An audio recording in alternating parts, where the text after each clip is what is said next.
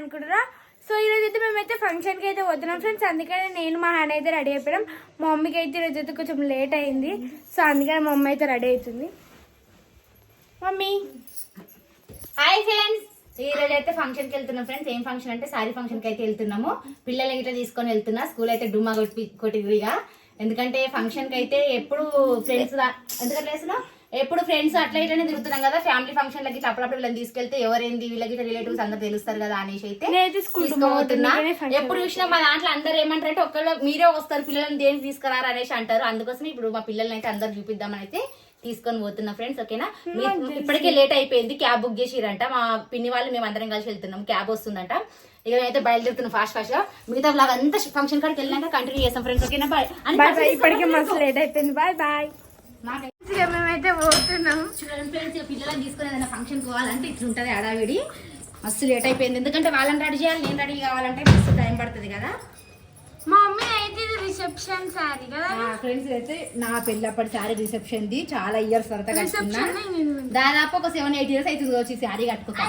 ఇక అందుకోసమే అప్పుడప్పుడు కట్టుకుందామని అయితే ఇక ఈ రోజు అయితే కట్టినా. పిల్లలకైతే నచ్చలేదు, బాగాలేదు అనేసి అన్నారు. అయినా పర్లేదు అనేసి కట్టుకున్నా. హడి చెప్పులు ఫ్రెండ్స్. ఇక నేను ఎందుకు వేసుకున్నా, శారీకి అట్లా వచ్చింది. చెప్పులు వేసుకో.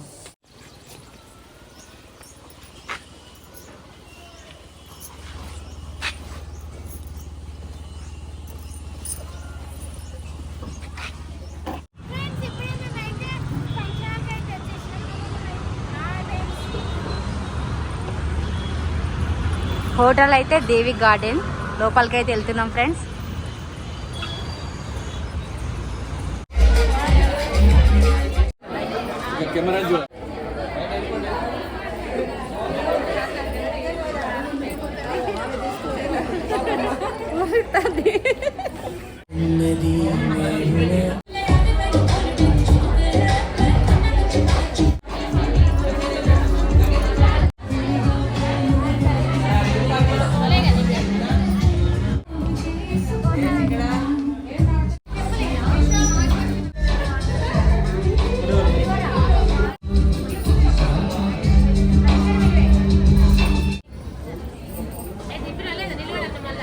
వీడియో తీస్తున్నా,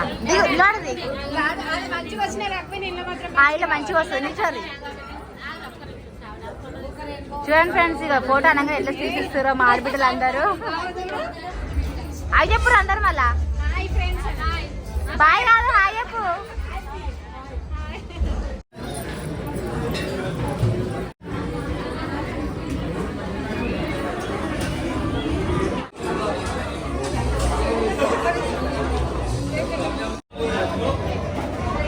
కెమెరామెన్ నామయ్య.